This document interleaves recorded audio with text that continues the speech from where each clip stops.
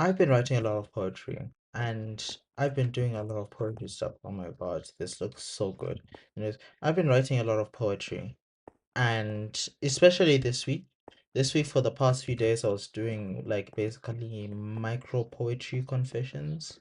Like not confessions, but like micro poetry ideas. That's a better word. Micro poetry ideas.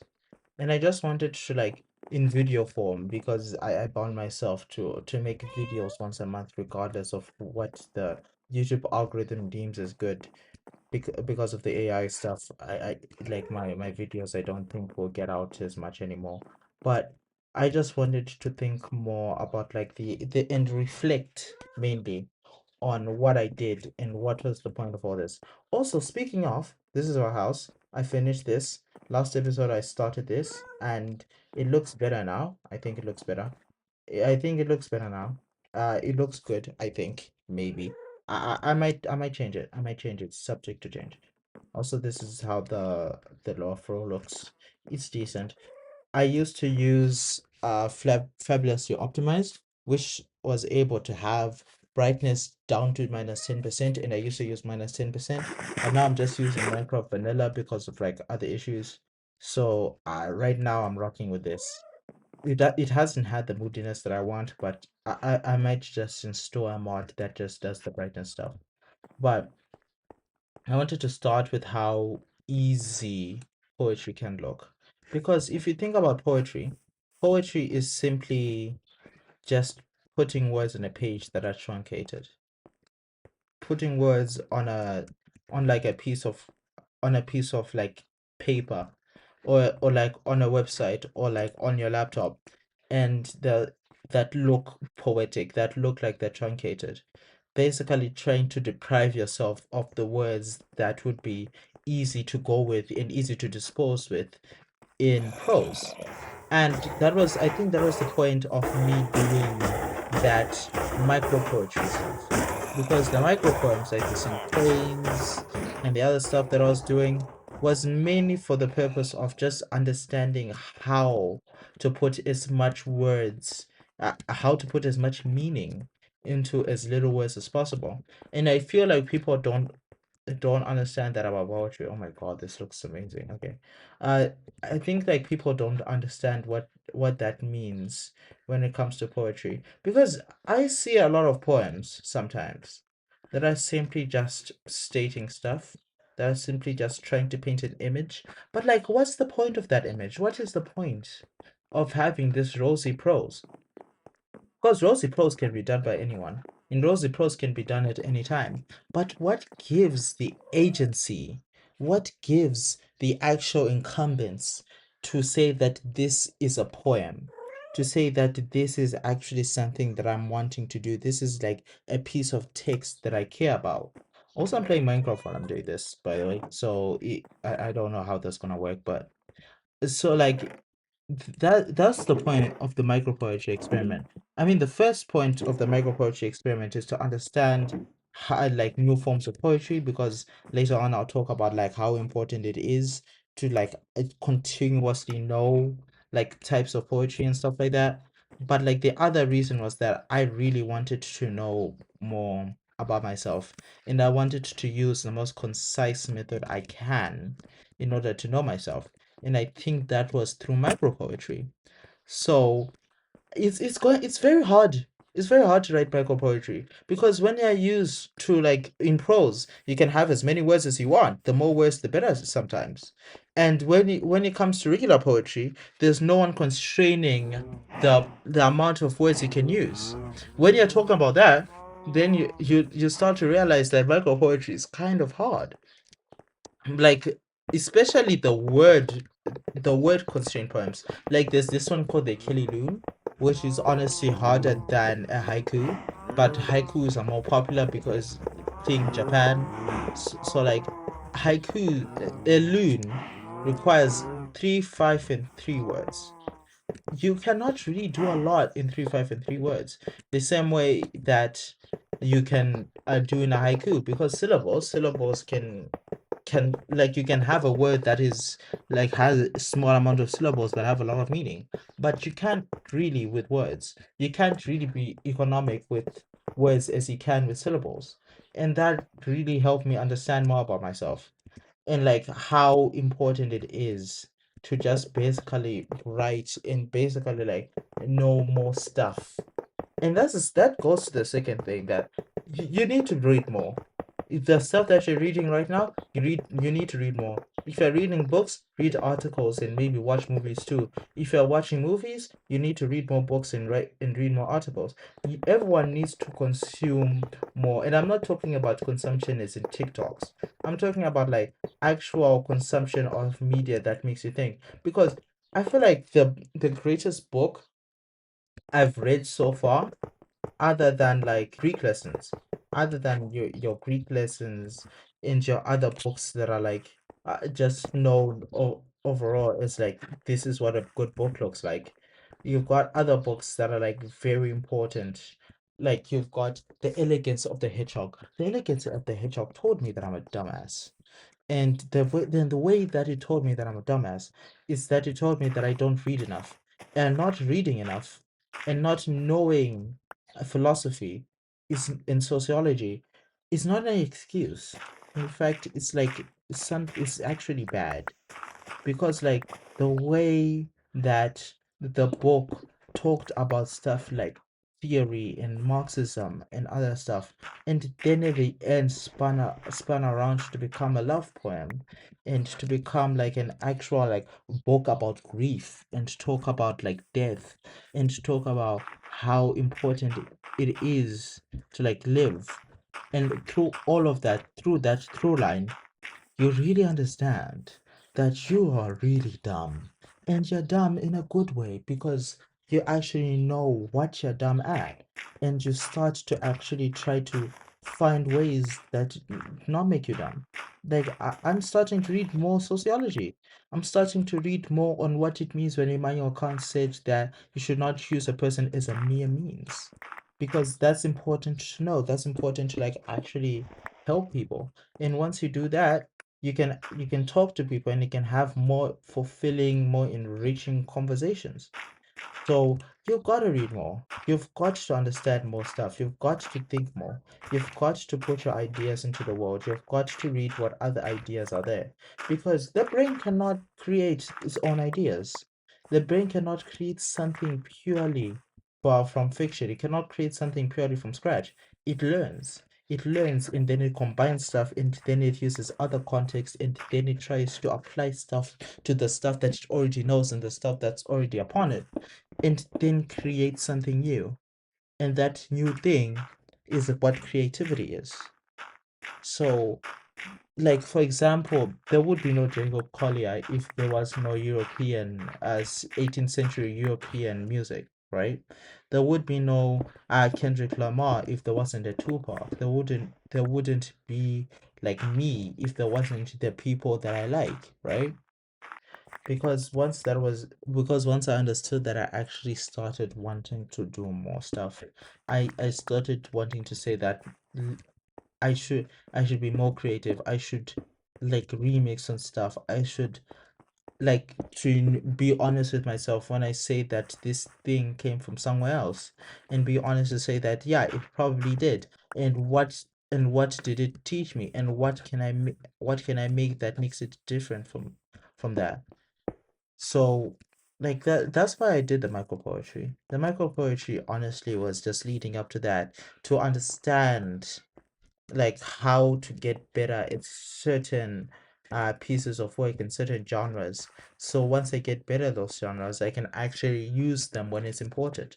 Because you don't start writing stuff for the sake of writing stuff. You have to start writing stuff or you have to start experimenting all the time just because you really need to experiment with stuff. And once you start experimenting with stuff, you get to know like more stuff. You get to know what works and you get to know what's evocative, and then you can use it to transmute it. You can use it to for other stuff that you're actually passionate about. So that's something that's like very important to me now because of that. that you have to continue writing your stuff, and you have to try not to be cliche, because when it comes to cliches, I think that cliches are not like something that like are just pieces of words. It's more like pieces of feeling that have been done before, and pieces of feeling that we have come to a point through so much repetition that they do not exist anymore. It's like when you're talking to yourself and then you just keep saying the word and the word starts becoming gibberish. I think that's what a cliche is. It's an emotion, or it's a way to evoke emotion that's so overdone that it does not evoke emotion anymore. And and it's so hard to make sure that you don't do that. For example, the slam dunking thing. I've seen so many slam dunks on Twitter that it doesn't even faze me anymore. Like, there's so much stuff on Twitter that is just trying to set a point and trying to close an argument and trying to reach another person, that it has lost its soul effectively. The same way that the gimmicks thing on Twitter has lost its soul. Like, people faking up scenarios for the sake of faking up scenarios. So, like, when it comes to that point, I start to think about, how do I make sure that I emotionally do not have cliches, because it's different from like having cliches in text, because you can just say, oh, that's a cliche, oh, that's already been done, I just have to just try something else then. That's different, because with emotional cliches, you don't really know how, if the words that you're saying are a cliche, that you can only feel it. You only have to feel it when you actually start writing, when you start thinking about it more, when you start ruminating it on it more. Does it make sense to me when I do it the thousandth time? When I do it like the 100,000th time, does it make sense to me? Does it get better if I redo it again and again and again? And if there's not that sense of progression, that eventually does lead to it being a cliche. And that's something that the micro poet just taught me, because when I was writing the mono stitch, that was the first day. I didn't understand anything. I was just going in it blind. And but when I wrote the last 6 word poem, when I wrote the micro couplet, I actually understood what I was wanting to do. I understood how to get out of those emotional cliches. And I think the way that it did that, I'm not saying that I'm not the best poet. I'm not saying that I'm the best poet by far. I'm not saying that I'm the best poet, but I feel like the poetry progression between days 1 and 3 was much better than like the poetry quality on day 1 was not bad, but like was demonstrably worse than what was there on day 2 and day 3. At the same time, we've already talked about like trying to make the poetry of things. Things still have to make sense. Like I have this issue where I feel like stuff starts to not make sense after a while. Like especially if I'm writing long poems, I don't know how to constrain myself to not explain, because I think this is like a self-esteem issue also. But there's also this issue that what people, especially writers, especially people who write, do not trust themselves to know that that the reader will understand everything that they're saying. So they start to try to weaken the prose a little bit, weaken the images, weaken the strength of the poem. That was a very good poem until they started to want to start saying stuff out loud. And I think there's a difference, because there's a time when you can say stuff out loud and it's very important and it's very good. But then at the same time, there's a part where you start explaining stuff. And explaining stuff, especially in a poem, is bad, because those are wasted words in a format where every word matters. And you have to make sure that every word makes sense to you. See, this is why I play with 0% brightness, by the way. Look at how good the sunset is. Looks amazing. So now we go to the opposite effect. Where if you're trying to make something that is so short, how do you make sure that it makes sense to others? How do you make sure that when you write the poem, it doesn't sound like a lot of gibberish?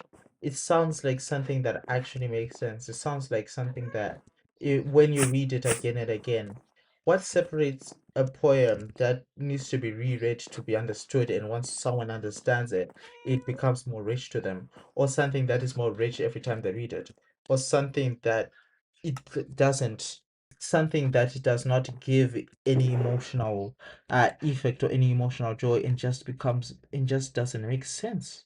Essentially just trying to like you have an idea of like, and one of the best ways to do that is like doing, okay, I completely lost my train of thought. The best way to do that is just making it tactile, is to make it real, to make it like feel something.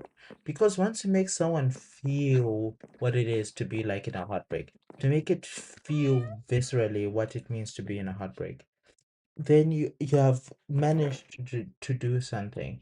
Because a poem, like, I feel like a poem has different states. A poem has different states, as in there are periods when it flows, and then when periods where it comes crashing down. And you don't want a poem to crash down all the time, because that's when you get a flood. But at the same time, you don't want a poem to float, because people cannot touch something that flows. At least like something that floats too high in this case. So that's one of the ways to do it. The other way is just that you just gotta trust yourself. You gotta trust yourself that what I'm doing here will make sense, and what the plan is, what I'm trying to write will make sense to the reader. And that's very hard, because I don't know if it's everyone, but especially me, it's going to be very hard to do that. I remember writing Kotorazua. Kotorazua means catching, like stealing this, to take the sun, basically. And it was for a poetry competition. And the poem unraveled. The poem started crashing at the end, and that was like worse than like, that was the worst thing, to be honest. Because the poem, when I in retrospect, the poem is so good, but I treat myself with such a level of disdain at the end, of like the level of prose writing at the end, that I completely like lose the train of focus, and I like vomit onto the page and write because the last stanza is much longer than everything else, and the last stanza is not as meticulous as everything else. And I think that's just because I wasn't I wasn't able to provide that essence of the idea that I want to make. And it's very important to try and make sure that you have that idea that you're trying to make, and trying to put it into as few words as possible, but not like be a person that does not understand what they're doing, or does not feel confident in what they're writing, which is very hard. I'm not just saying it like, oh, just do these five simple steps and everything will be hunky dory. No, probably not. You probably not. Most people, when I say this, still don't change their way of writing and still unravel on the page, because it takes time. It takes loving yourself. It takes understanding poetry. It takes knowing that you are flawed, and that's perfectly fine, and no one will beat you down over it. It takes a lot of things. So, in that case, I think we can like the one of the ways of doing that is not doing one thing. And I've already talked about this, but I want to hammer home that like you've got to try everything. I'm probably This is not gonna be the last poetry series that I do. I'm probably gonna try other forms of poetry. I'm probably gonna try and do other stuff that is related to poetry. I'm gonna try to do as much stuff as I can, because if you learn stuff, you don't only learn the topic, but you learn yourself. And this is the reason why I had this subway bill. Because like, imagine I'm trying to get to my house, and I'm trying to go through all this, and I'm trying to get to my house. Anyways, if you start learning and you start doing other forms of poetry, you learn yourself in a way, because you learn how your body adapts to certain things. You learn how your mind adapts to certain things. And it's important to learn how your mind adapts to certain things, because if you don't, you're going to get into a situation, because everyone eventually gets into a situation where you have to try to adapt to other stuff that you're just not used to. And you've got this idea that you don't understand how you adapt to certain things. How are you going to adapt to something that does not leave you any space to say that you cannot adapt? So the having trying as much stuff as possible is just a general good idea, a good rule of thumb. Because if you try as much stuff as possible, when you actually need to do something that you're not used to, you don't know how to do it, but you know the protocol of learning how to do it and actually executing it well. Because that idea is much better than just sitting on a butt and then doing nothing and then just trying out stuff.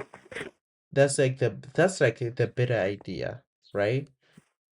And in the same way, you only start to learn stuff when you don't see yourself as the best. You have to get off your high horse, essentially. Because if you rest on your laurels, you essentially like become a shell of yourself. Like you look at Japan, the reason I feel like a part of the reason why the economy has been so stagnant in Japan is because they do not see themselves they see themselves as high and mighty, mainly because of the thing Japan effect, that in the West most people just see Japan as this like massive big thing, and like it's different from other Southeast Asian nations, even though it's essentially like mostly the same as other Southeast Asian nations, especially Korea, especially like the ASEA.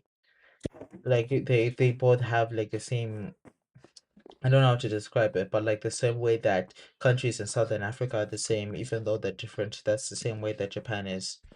Japan got into a point where it rested on its laurels to say that even that I do not need to change. The world needs to change to get up to me.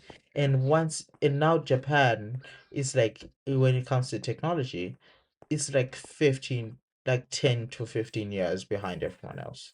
And its economy hasn't been growing, and it's got a massive its currency is too weak. So that's all because of the I think the hubris cycle, and I think every country goes through the hubris cycle. It's normal. But you as a person, you're not a country, and you do not have to go through this hubris cycle. You do not have to go through the cycle of hubris that like every other country can it goes through periods. And once you understand that you don't have to go through the hubris cycle, and you can't rest on your laurels, and you have to be, as Kobe Bryant magnificently said it, a different animal yet the same beast. You start to experiment and you start getting out of your comfort zone, and you start seeing that your comfort zone is normal. It's normal to get out of your comfort zone. And part of it is just that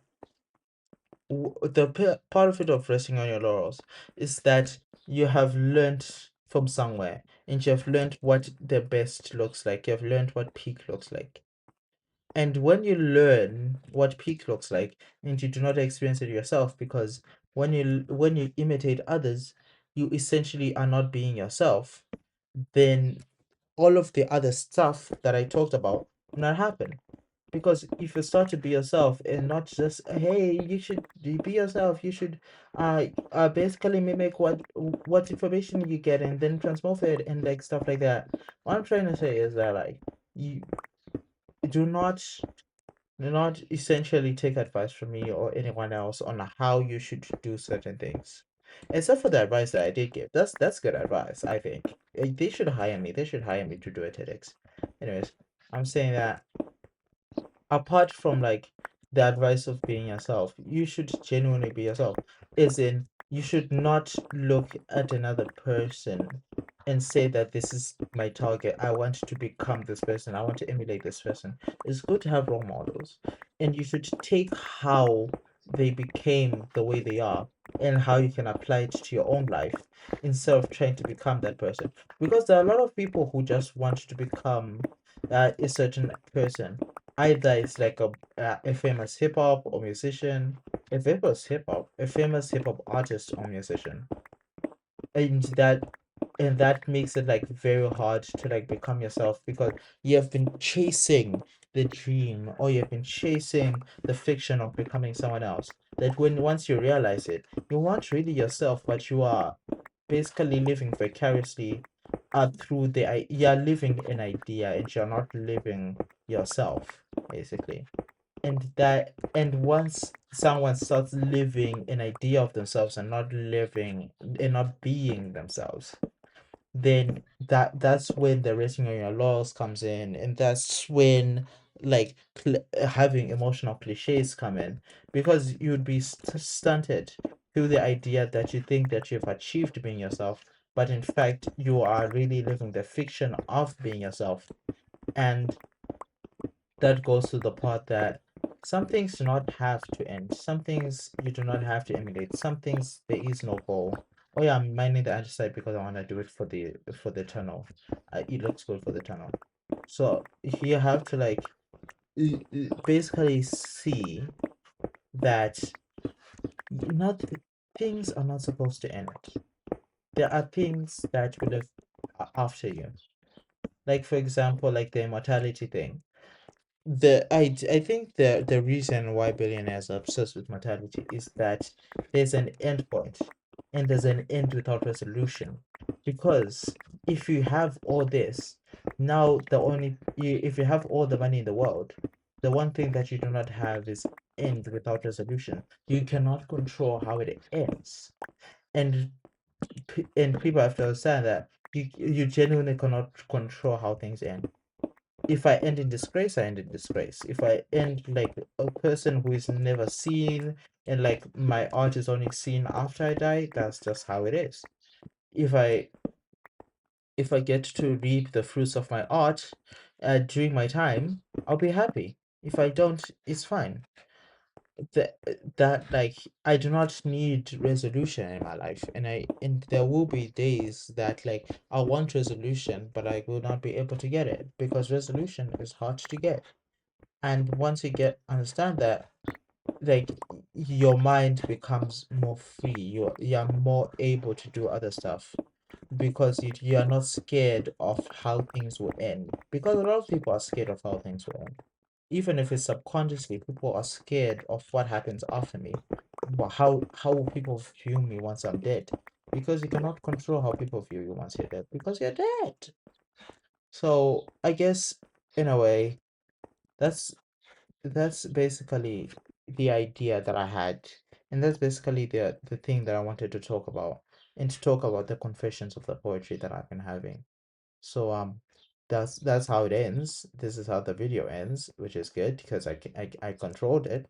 Um I'll see you later. Bye. Well, I'll bye.